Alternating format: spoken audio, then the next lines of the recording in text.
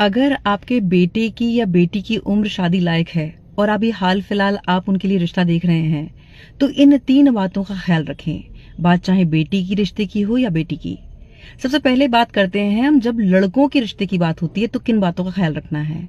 जैसे हम एक रिश्ता देखने गए लड़के के लिए, अब ये देखना है कि जब बेटी के हम पहुंचे तो उसके परिवार के सारे लोग वहां मौजूद हैं, जिसमें उसके चाचा, ताऊ, मामा सब लोग हैं। अब ये नोटिस करना है कि वहां जब कॉन्वर्सेशन स्टार्ट होती है तो आपसे सवाल सबसे ज्यादा कौन कर रहे हैं। अगर उस परिवार के मेल आपसे जवाब कर रहे हैं, सवाल कर रहे हैं, तो आप सही जगह पे हैं और इस बात का पेशेंसली जवाब दें, क्योंकि वो अपनी बेटी को एक जिम्मेदार हाथों में देना चाहते हैं, इसीलिए वो आश्वस्त हो रहे हैं कि आप उसके लिए राइट मैच हैं कि नहीं है। और दूसरा, जिस परिवार में मेल डोमिनेंस होता है तो वो साल, 2 साल, 5 साल में ही कभी वो अपना हस्तक्षेप रखेंगे जब कोई मौका होगा, अदरवाइज उन्हें एज सच कोई इंटरफेरेंस होता नहीं है। पर जिस परिवार में लड़की की बड़ी बहन, मौसी, ताई, मामी, बुआ, चाची या फिर उसकी माँ, उसके पिता के होते हुए, परिवार के और मेल्स के होते हुए अगर वो कांस्टेंट बोले जा रही है और आपको ऐसा फील हो रहा है कि जैसे आप कटघरे में हैं, सवाल पे सवाल आपके पास आ रहे हैं, तो ये एक रेड फ्लैग है कि वहां आप रिश्ते की सोचे भी नहीं, चाहे लड़की कितनी भी गुणवान है। क्योंकि आप ये समझ लें कि आप वहां बिजनेस के लिए जाएंगे या आप जॉब के लिए जाएंगे और पीछे से कॉल वहां सीधा पहुंचेगा और रिमोट कंट्रोल हमेशा वहां से होगा। जो भी आपकी लाइफ ऑपरेट होगी वो वहां से होगी, कंट्रोल वहां से है। इसीलिए ऐसे परिवार में शादी बिल्कुल ना करें। और अगर आपके घर में लड़की के लिए रिश्ते वाले आ रहे हैं तो ये गलती करने से बचें। ऐसी किसी भी महिला को अपने परिवार में उस समय आने का आमंत्रण ना दें जिसके होने से बात खराब होती है। इस बात को समझें कि लोग सहजता, सरलता को पसंद करते हैं। अब तो जो अगर मैं बिजनेस की भी बात करूं ना, तो बिजनेस में भी लोग मोल भाव करने वाले जो कस्टमर्स हैं, क्लाइंट्स हैं, उन्हें पसंद नहीं करते। उन्हें पसंद है कि क्वालिटी क्लाइंट्स हों और जो सरलता, सहजता के साथ डील को डन करें। तो ये तो रिश्ते की बात है। तो ऐसी महिलाओं को इनवाइट करने से बचें अगर आप चाहते हैं कि आपका रिश्ता पक्का हो जाए।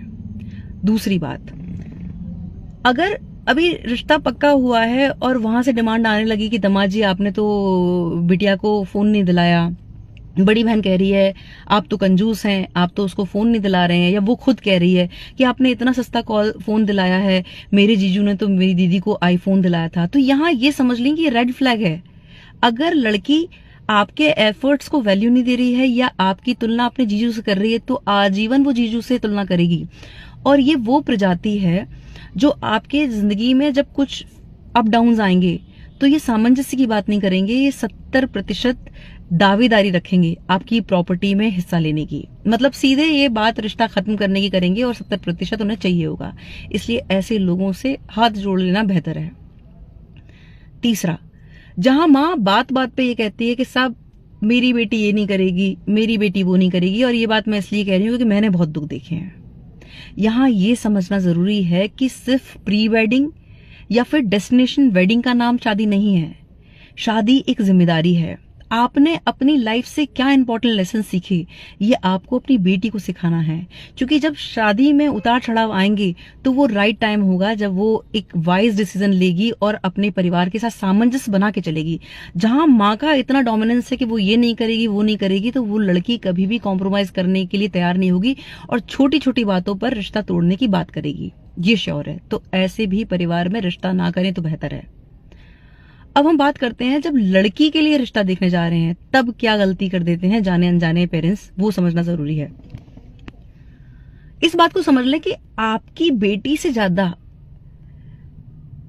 आप आपकी बेटी को सबसे ज्यादा जानते हैं। आपकी बेटी के अवगुण और गुण आपसे बेहतर कोई नहीं जानता है। तो आपकी बेटी कैसे खुश रह सकती है वो आप जानते हैं। कई बार माता पिता को ये गलत फहमी होती है कि एक बड़ा सा आलीशान घर है, बंगला है, फैक्ट्रीज चल रही हैं, नौकर चाकर हैं, तो लड़की जेवर में लदी होगी और बहुत खुश होगी। यहाँ इस बात को समझ ले कि बहुत सारी ऐसी लड़कियां हैं। अगर मैं भी अपनी बात करूं तो मुझे ऐसा ज्वेलरी से कोई बहुत ज्यादा प्रेम नहीं है। मुझे हमेशा परिवार ऐसा अच्छा लगता है कि जिसमें माहौल हंसी खुशी का हो, जहां पर एक दूसरे की आर्ट का रेस्पेक्ट हो। तो अगर आपकी बेटी के भीतर कोई कला है और वो ये चाहती है कि उस आर्ट पे काम करे, तो ऐसे सरल परिवार को चुने जो आपकी बेटी के इस गुण को महत्व दे।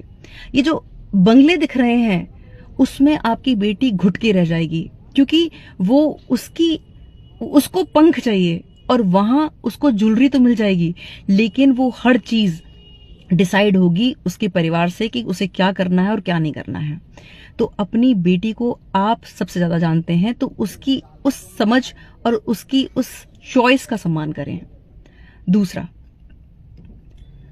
जिस परिवार में जो मैरिड बेटियां हैं जो शादी होके चली गई हैं और बात बात पे ये कह रही है, माँ ये कह रही है कि साहब ये डिसीजन तो मेरी बेटी लेंगी, ये तो हमारी बेटियां ही करेंगी, अगर वहां इतना डोमिनेंस बेटियों का है तो वो जोड़ी फिर ललिता पवार और बिंदु वाली होगी, जो वो पुरानी मूवीज में जो नेगेटिव कैरेक्टर्स थे।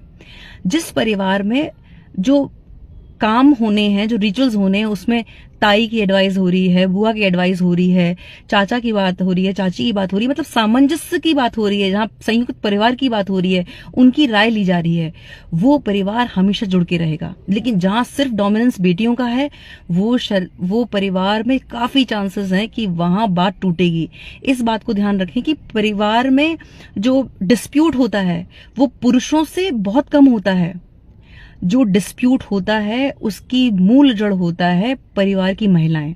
तो जब परिवार की महिलाओं के हिसाब से चीजें चलती हैं तो वहां ये रेड फ्लैग है, तो वहां भी रिश्ता करने से बचें।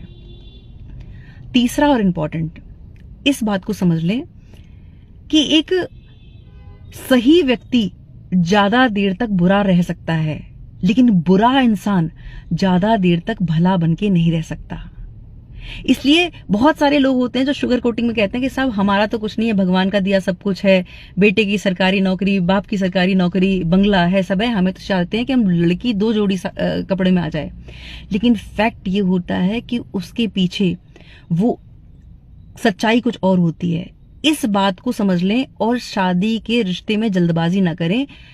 अगर किसी व्यक्ति का राइट एक बिहेवियर को चेक करना है तो आप ये चेक करें कि वो अपने घर के कर्मचारियों के साथ कैसे पेश आता है। अगर मौका मिले तो घर के कर्मचारियों से भी बात करने से झिझके नहीं, क्योंकि आप अपनी बेटी दे रहे हैं।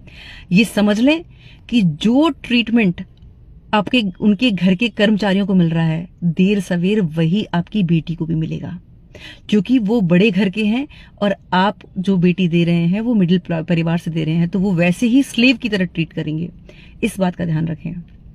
जब हम इस बात का ध्यान रखेंगे और इन चीजों को फॉलो करेंगे, तब चांसेस हैं कि दाम्पत्य जीवन खुशहाल और आनंदित हो। बहुत बहुत आभार। नमस्कार।